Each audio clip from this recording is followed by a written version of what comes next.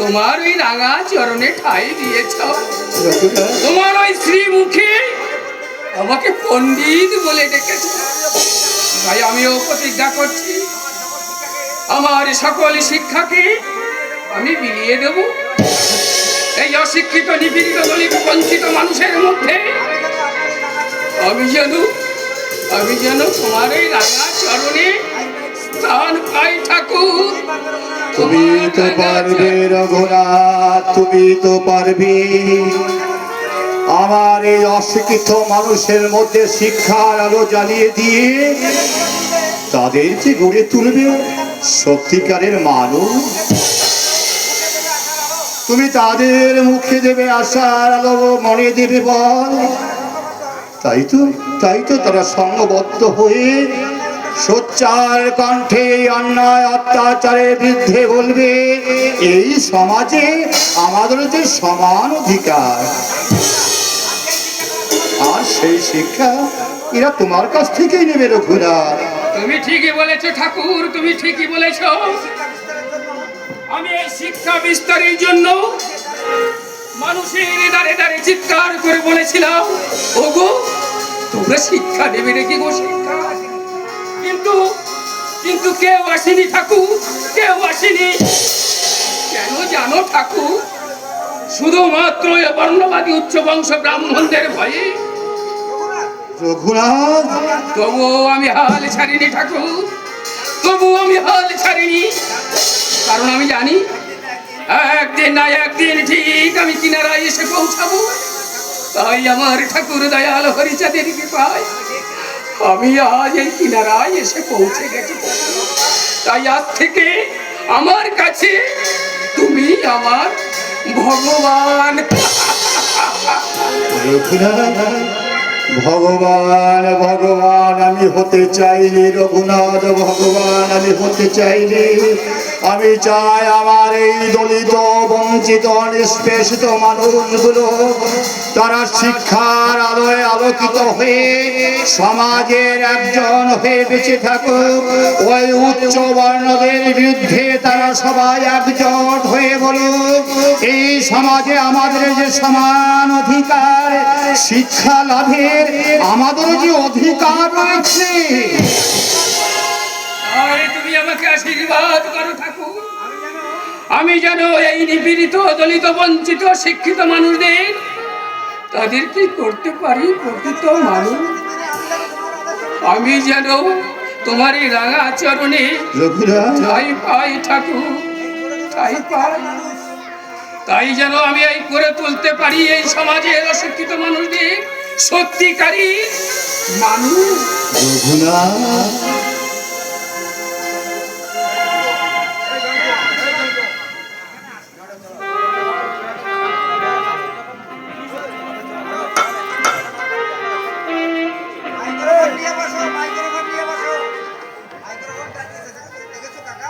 দেখেছো কাকা, দেখেছো কি সুন্দর মনোরম পরিবেশ। দেখলে একদম মন প্রাণ একদম জুড়িয়ে যায় কাকা। ঠিকই বলেছো, ধরো এই বৈষ্ণবাকার থেকেও বেশি সুন্দর লেগেছিল ওই মধুমতি দিয়ে যখন আমরা আংটি করে আসছিলাম। তার দুপুরে সবুজ হয়ে আছে কুয়োর শাক, দেখে মনে হয়েছে সবুজ শ্যামল মায়ের আঁচল বিছিয়ে দিয়েছে। তুমি ঠিক বলেছো কাকা, তুমি ঠিক বলেছো। মধুমতি দিয়ে যখন আমরা নৌকোলে আসছি ঘাটের দুই কুলে কলুই শাক দেখে আমার মনে মনে খুব খেতে ইচ্ছা করছিল কাকা। কিন্তু কিন্তু কেমন করে খাবো কাকা? কার বা খেত কেবা আমাকে কলুই শাক দেবে? তাই ভাবছি কাকা, তাই ভাবছি বাড়িতে গিয়ে বাজার থেকে কলুই শাক কিনে এনে মাকে বলবো রান্না করতে। আর তুমি আমি মা সকলেই তৃপ্তি করে খাবো কাকা।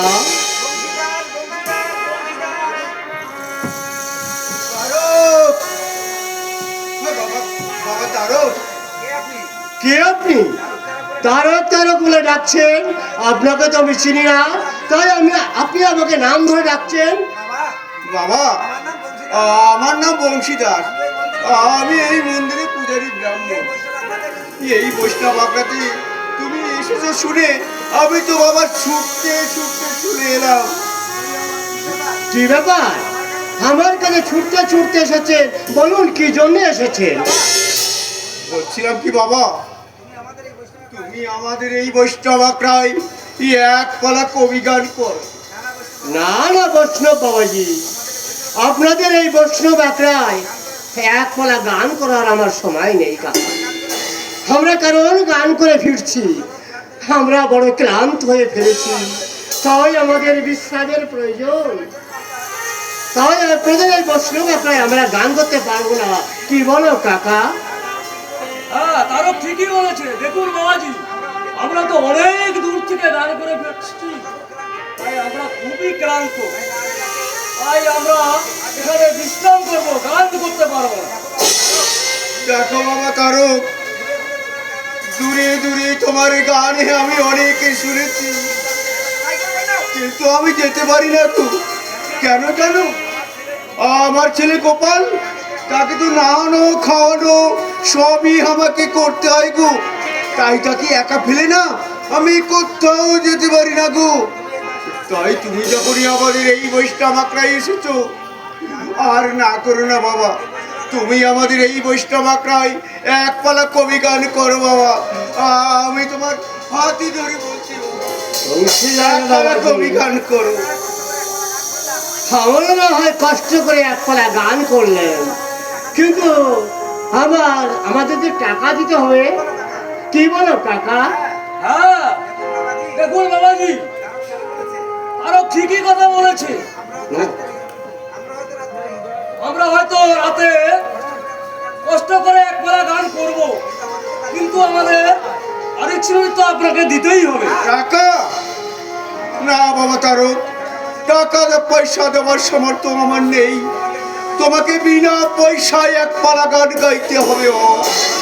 দেখুন বাবাজি, দেখুন, আমি না হয় বিনা পয়সায় এক পালা গানই করলাম, কিন্তু আমার সাথে যারা এসেছে তাদের তো টাকা দিতে হবে। না বাবা তারক, আমি এক পয়সাও দিতে পারবো না গো।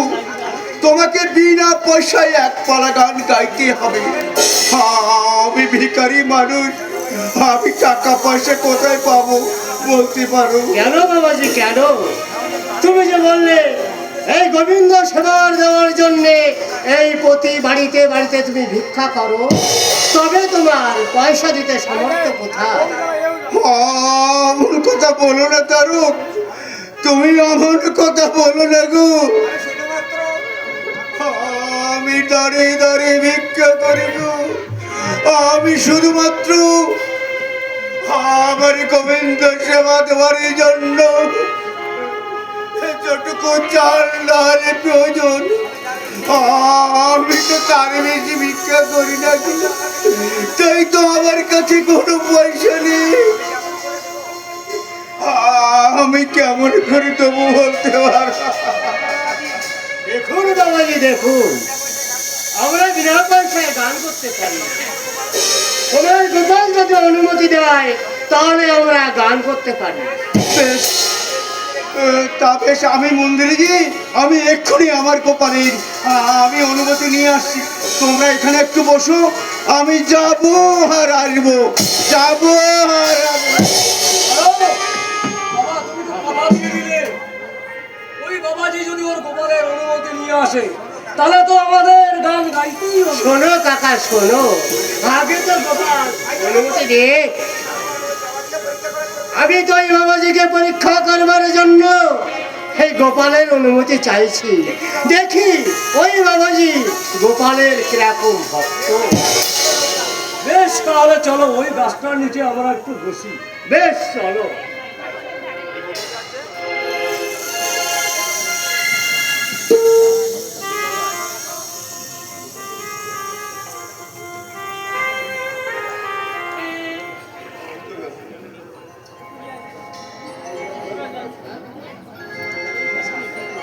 শোনো তোমরা, তোমাদের সকলের প্রচেষ্টায় আর ঠাকুর হরিচাঁদের কৃপায় শিক্ষার জন্য স্কুল তৈরি হয়েছে, হসপিটালও তৈরি হয়েছে। এখন প্রত্যেকটা ঘরের ছেলে মেয়েরা এই স্কুলে পড়াশোনা করছে। এখন হরিসঙ্গীত পাণ্ডুলিপি যেটা অশ্বিনী লিখেছে, সেই পাণ্ডুলিপি ছাপিয়ে সমস্ত ভক্তদের হাতে দিতে পারলে আমরা কিন্তু আর একটা ধাপ এগিয়ে যাব।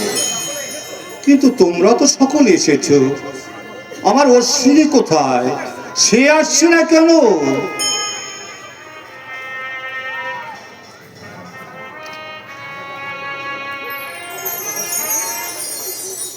অশ্বিনী, তোর হাতে ওটা কি অশ্বিনী? সত্যি তুমি চলো না বই ঠাকুর, তোমারই কথায় বাবা হরিচাঁদের হরিসঙ্গীতে পাণ্ডুলিপি তুমি তো আমাকে লিখতে বলেছিলে বাবা। তাই তো দয়াল হরিচাঁদের হরিসঙ্গীত লিখে আমি তোমার কাছে নিয়ে এসেছি তোমাকে দেবো বলে বাবা। সেটা জেনে বুঝো তুমি আমাকে জিজ্ঞাসা করছো, ওরে অশ্বিনী তোর হাতে ওটা কি? ওই দে দেখি, দে দেখি কেমন লিখেছিস।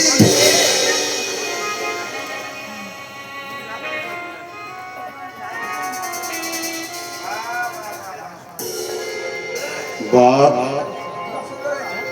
খুব সুন্দর হয়েছে, কিন্তু এই পাণ্ডুলিপি ছাপাতে তো অনেক টাকার দরকার। এত টাকা আমি কোথায় পাবো? আমার কাছে তো এত টাকা নেই। আচ্ছা, তোমরা যারা ভক্তগণ আছো, তোমাদের মধ্যে কেউ কি 300টি টাকা আমাকে দিতে পারবে, যা দিয়ে এই হরিসঙ্গীত পাণ্ডুলিপিটা ছাপানো হবে? কি হলো, সকলে মাথা নিচু করে রইলে কেন? তবে কি এই হরিসঙ্গীত পাণ্ডুলিপি ছাপানো হবে না? বেশ, অশ্বিনী যখন এই পাণ্ডুলিপি লিখেছে, এই ছাপানোর দায়ভার ওই অশ্বিনীকে নিতে হবে।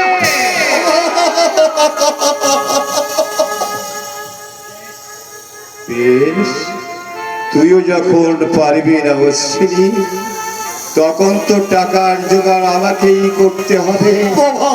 আর এই টাকার জন্য আমি তোকে বিক্রি করে দেব।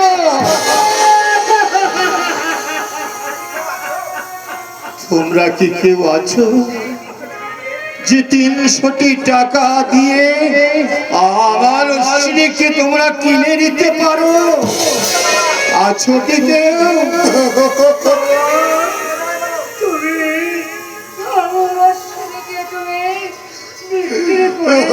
বাবা, অশ্বিনী যে টাকা দিতে পারবে না তারও, তাই তো অশ্বিনীকে বিক্রি করা ছাড়া আমি আর কি করতে পারি বল? তারও এছাড়া তো আমার আর কোনো উপায় নেই। বল বাবা। আমি তোমার এই হরিবলা পাখিকে কিনতে চাই, তবে শোনো গোসাই, আমার বিনা অনুমতিতে তুমি কিন্তু একটাও কাজ করবে না, কেমন? মাগুমা, এই নাও তোমার টাকা। দে মা দে, তোর এই টাকা দিয়েই তো হরিসঙ্গীত পাণ্ডুলিপি ছাপানো হবে মা।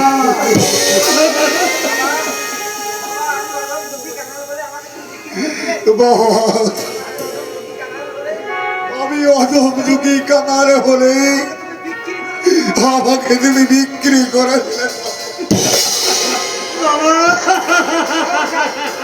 চলো গোসাই, চলো গোসাই, আমরা এখন বেরিয়ে পড়ি। আর তাই আমাদের যেতে এখন অনেক রাত হয়ে যাবে। দাঁড়াও বা দাঁড়াও বাবা,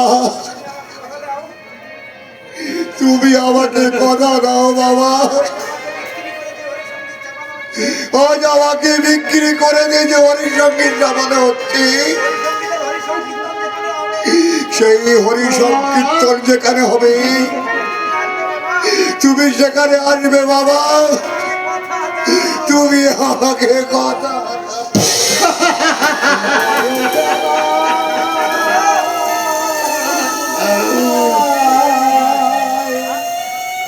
রেখে যায়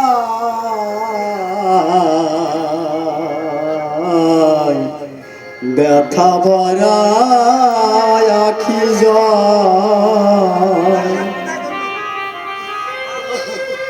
জানি না জীবনে হবে কি গো দেখা জানি না জীবনে হবে কি গো দেখা এ যাবে আখি যায়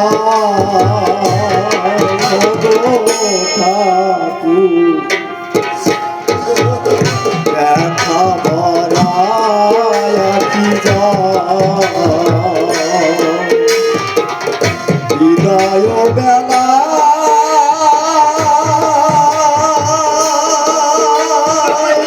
রেখে যায় আমি ব্যথা ভরা আখি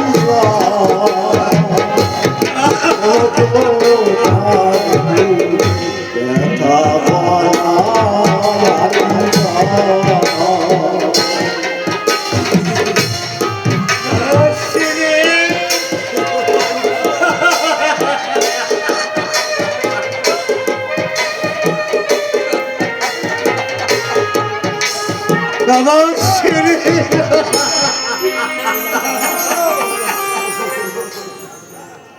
এই আছি এই নেই চলে যেতে হবে যে সাজানো বাগান ছেড়ে চলে যেতে হবে এই আছি এই নেই চলে যেতে হবে সাজানো বাগান ছেড়ে চলে যেতে হবে যে মায়ায় পড়ে হাহাকার করে, যে মায়ায় পড়ে হাহাকার করে, কে বোঝাবে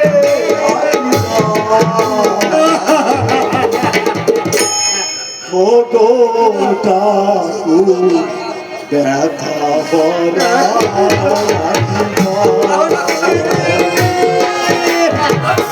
হৃদয় বেলা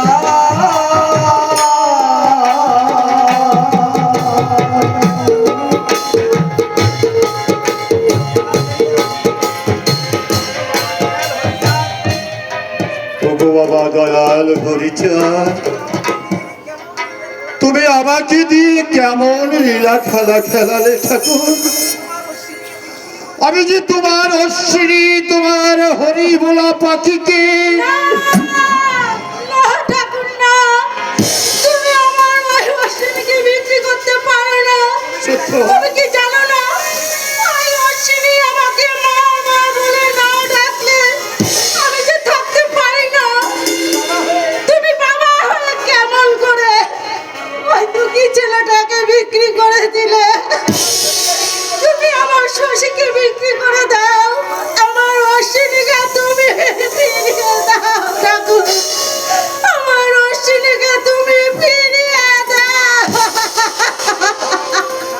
তুমি শান্ত হও সত্য ভাবা তুমি শান্ত হও এ হয়তো আমার বাবা হরিচাঁদ ঠাকুরের কোনো এক অপূর্ব লীলা তুমি যেমন অশ্বিনীকে ভালোবাসো আমিও তো ঠিক তেমনি অশ্বিনীকে ভালোবাসি সত্য ভাবা তাই তো তোমার আর আমার ভালোবাসাকে রেখে অশ্বিনী অশ্বিনী কোথাও গিয়ে থাকতে পারবে না সত্য বাবা অশ্বিনী কোথাও গিয়ে থাকতে পারবে না তুমি ঠিকই বলেছো ঠাকুর। ওগো দয়াল হরিচাঁদ, তোমার লীলা বোঝা বড় দায়, তোমারই লীলা তুমি বোঝো দয়াল, তুমি বোঝো। তুমি ঠিকই বলেছ সত্য বাবা, তুমি ঠিকই বলেছ। ওগো বাবা দয়াল হরিচাঁদ, তোমারই ভরসায় তোমার হরি বলা পাখি অশ্বিনীকে আমি চির মুক্তি করে দিয়েছি বাবা, আমি চির মুক্তি করে দিয়েছি। তুমি ওকে দেখো বাবা, তুমি ওকে দেখো, তুমি ওকে দেখো।